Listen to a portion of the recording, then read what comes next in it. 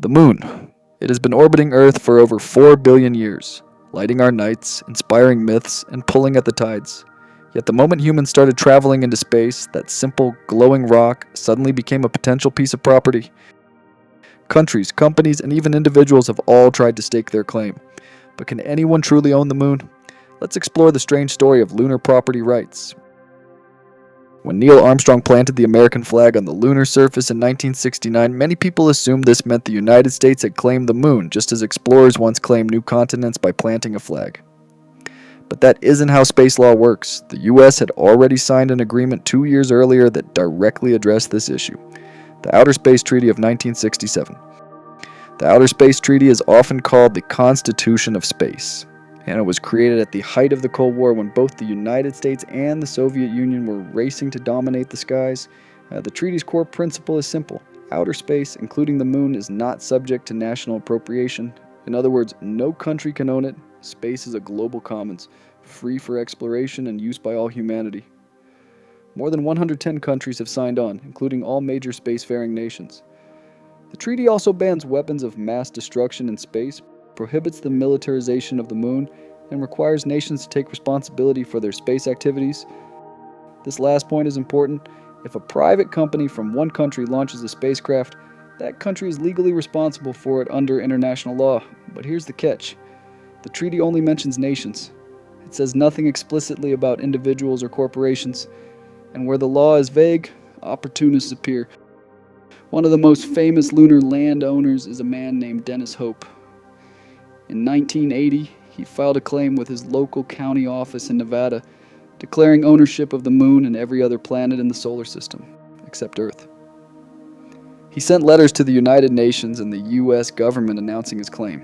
When no one responded, he decided silence meant consent. Hope then launched a business called the Lunar Embassy, selling 1-acre plots of lunar land for $25 each.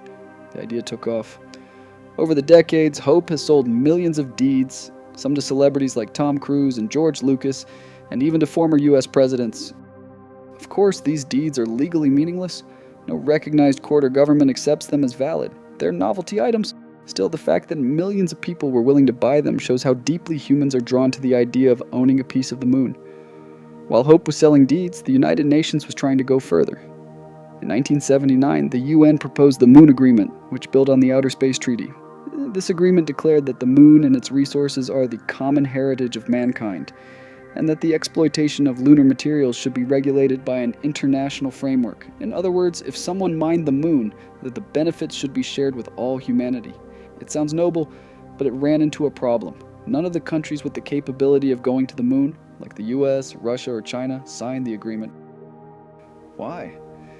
Because they didn't want to spend billions of dollars developing lunar mining technology only to be forced to share the profits with countries that hadn't invested anything. As a result, the Moon Agreement is effectively toothless. Only a handful of smaller nations signed on, and none of them have lunar programs. Fast forward to today, and the stakes are higher than ever. The Moon isn't just a symbol, it's a resource-rich body that could play a vital role in the future of space exploration. Scientists have discovered water ice at the lunar poles, locked away in craters that never see sunlight. That water can be split into hydrogen and oxygen, providing rocket fuel for deep space missions. The Moon also contains valuable metals like titanium and rare isotopes like helium-3, which some believe could fuel future fusion reactors. In other words, the Moon could become a gas station and a gold mine for the space economy of the 21st century. And wherever valuable resources exist, the question of ownership follows. To address this, the United States introduced the Artemis Accords in 2020. These are a set of bilateral agreements between the US and its space partners, including countries like Japan, Canada, and several European nations. The Accords build on the Outer Space Treaty but add more practical rules for exploration. For example, they allow for the creation of safety zones around lunar bases or mining sites, designed to prevent interference between nations or companies working in close proximity. Critics argue this is just a backdoor way for powerful nations to divide up the Moon without calling it ownership. Supporters counter that without agreements like this, the race for lunar resources could become chaotic and dangerous. China and Russia, for example, are not part of the Artemis Accords and are instead working on their own lunar exploration program. The stage is being set for a new kind of space race, one not about planting flags, but about securing resources. But what about private companies? Could a business like SpaceX or Blue Origin actually claim part of the moon? Right now, international law says no. But in 2015, the United States passed the Commercial Space Launch Competitiveness Act, which allows American companies to own the resources they extract from asteroids or other celestial bodies. Luxembourg and the United Arab Emirates have passed similar laws.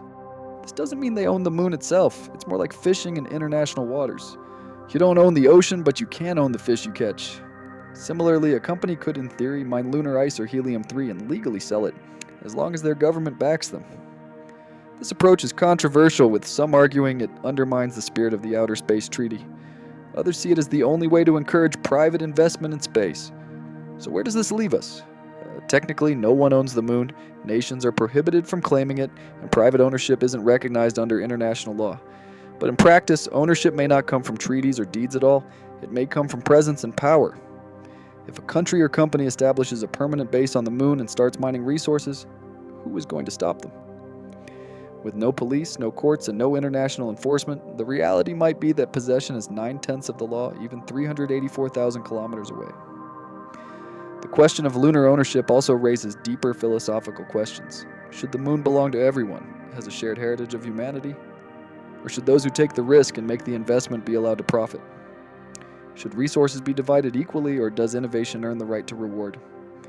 Some argue that treating the moon as common property is essential for fairness. After all, no one created the moon. It's a natural body that should benefit all people, not just the wealthy and powerful. Others say that without the incentive of profit, no one will bother investing in the incredibly expensive business of space exploration. Humanity might stay grounded forever if we insist on sharing everything equally. And then there's the ethical question. Should we even mine the moon at all? It has been untouched for billions of years, a pristine world that has inspired poetry, music, and wonder. Some scientists worry that large-scale mining could destroy that beauty before we even truly understand it. Others counter that if we want to protect Earth, we'll need to look to space for resources. So, who owns the moon? Legally, no one. Practically, the answer may soon depend on who gets there first and what they decide to do. The next few decades of lunar exploration will shape not just the future of space law, but possibly the future of humanity itself. One day, people might look up at the moon and not just see craters and shadows, but lights from human settlements glowing softly against the dark. And when that happens, the question of ownership won't be abstract anymore. It will be as real as property lines, contracts, and borders here on Earth. Until then, the moon belongs to everyone and to no one. A celestial mirror reminding us both of what we share and what we might fight over in the future. It is our past, our present, and whether or not we ever claim it, our future. Thanks for watching. If you enjoyed this dive into the mystery of who owns the moon, make sure to hit that like button, subscribe, and ring the notification bell so you don't miss future videos. Until next time, keep looking up.